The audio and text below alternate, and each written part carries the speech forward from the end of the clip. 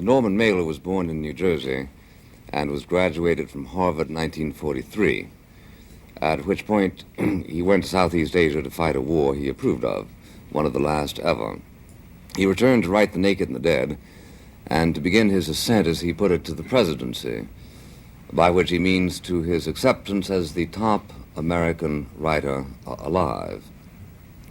He has recently published a book called The Armies of the Night, which is the story of the campaign he and Robert Lowell and Dwight MacDonald waged upon the Pentagon One, which has been greatly acclaimed. It is safe to say that men of better critical judgment than Mr. Mailer now regard him as the best writer in America.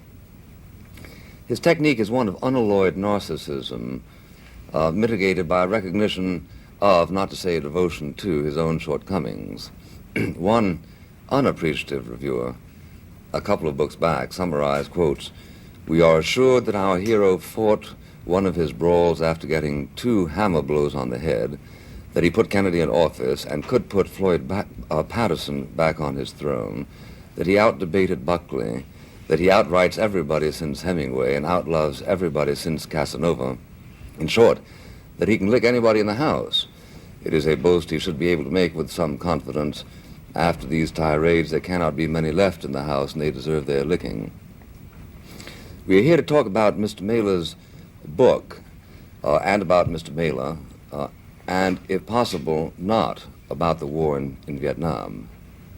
I should like to begin by asking Mr. Mailer to disclose whether he believes that artists should be immune from the harassments of the law. Before we do that, I'd like to correct one thing in your charming introductory remarks. And that is, I never claimed I was the greatest lover in the world. Oh, yeah, sorry. So, once again, you were making your case too fine. No, I don't think artists should be... only since Casanova, that way. I don't even claim that. But, I don't think artists should be let off anything. Quite the contrary. Whatever gave you that idea? Well, what gave me the idea was that you were sentenced for 5 days in jail, and as I understand it, you were appealing on the grounds that it was that you were sentenced because you were very famous, and that therefore this was a discriminating act. Now, do I therefore understand that only people who are not very famous should be sentenced when they break the law? Well, that's not my impression of it. Actually, when I got the sentence, I wanted to get out that day just for reasons that were quite private and personal. When you're in jail, when you think you're going to be in jail for a day, it's mildly disagreeable to be in jail for 5 days. It's just a mildly disagreeable matter. There's no great injustice going on. And I could have stayed in jail for 5 days. I think looking back on now, I wanted to get out in one day because I had a feeling there was a book in me, and 5 days in jail could take the edge off that book. I wanted to get back and I wanted to see my family. I thought if I could get out on bail in one day, I'd come back and serve the 3 or 4 days. At that point, the lawyer said, well, you know, it would cost about $1,000 to appeal it. I said, well, good Lord, then I'm not going to appeal it. I'm going to go in and serve the 3 days or 4 days that remain of my sentence, because that's certainly, I think that's cheaper than $1,000, you know. And then they said later, well, no, we're going to appeal them all in a group. And so far as I know, my case is one of 25 or 30. Now, if they've used that language, it's, as far as I'm concerned, it's perfectly pleasant lawyer talk. It's nothing to do with me. I think you know that you don't keep up with every last detail of your life because there are things written about you by friends or associates of yours that sometimes give you pause. If I had been consulted, I would have said, no, don't word it that way. It's not the proper way to word it. So you wouldn't... Although I think there's no doubt that I was given the largest sentence because I was well-known. The judge said so. He said he was making a point of me because I was well-known. But on the other hand, you went down to Washington because you were well-known, as your book makes clear, right? Oh, I'm not objecting. I mean, in other words, if he wanted to give me a larger sentence because I'm well-known, fine. That's the judge's discretion. It's just that the lawyers may be thinking that, well, that's unfair. Yeah. If that's what they're appealing it on, fine. We've all made many jokes, my friends and I, about how this case is going to take 5 years and I'll get 4 days. You know? But I've not been. I don't think there's any miscarriage of justice going on. Well, do you, as a general proposition, believe that when you break the law, you should go to jail? Well, that's an enormously complex matter, and I want to get into it with you later. But on this one, I'd say, of course. You know, of course, in the limited sense that I was consciously breaking the law on this matter. And so I expected to be sent to jail. I also expected, I must admit, that the sentence would be very slight. But if I'd known it was greater, I think I still would have, plan to get arrested because I wished to protest the war in Vietnam.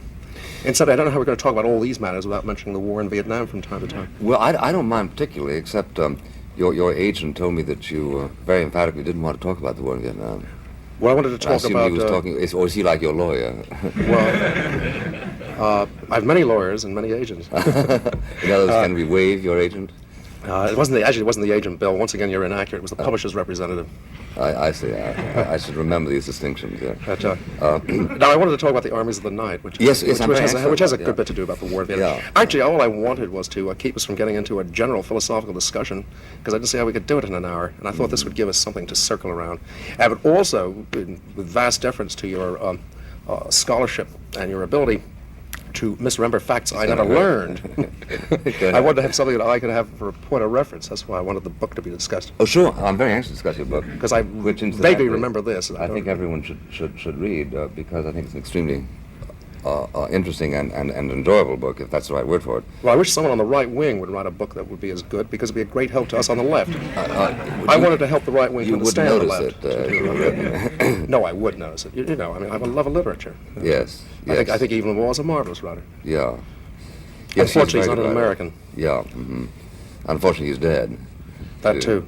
Well, I do think that one gets a sense in reading your books that you develop your own forms of expiation, and that when you do something which is either ugly or preposterous, which is worse, at least by your standards, you sort of work it out of your system by writing ruthlessly about it. But it seems to me that part of the rules of your game, in which not everybody can play, is that these powers that you develop of self-exculpation are not necessarily those in which other people who don't belong to your own religion share. In other words, you can... You mean the Jewish religion or my private religion? No, obviously I didn't mean the Jewish religion, and you knew I didn't mean the Jewish religion. I learned the art of diversion from William F. Buckley. I mean that you know, your notion is that you can go down there, get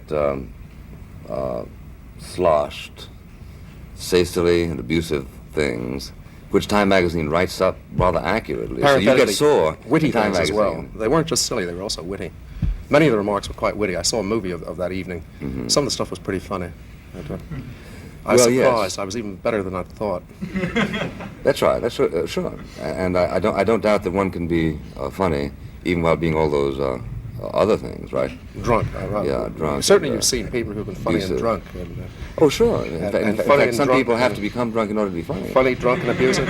I first fell in love with the Irish because they had this great gift of being funny, drunk, and abusive all at once.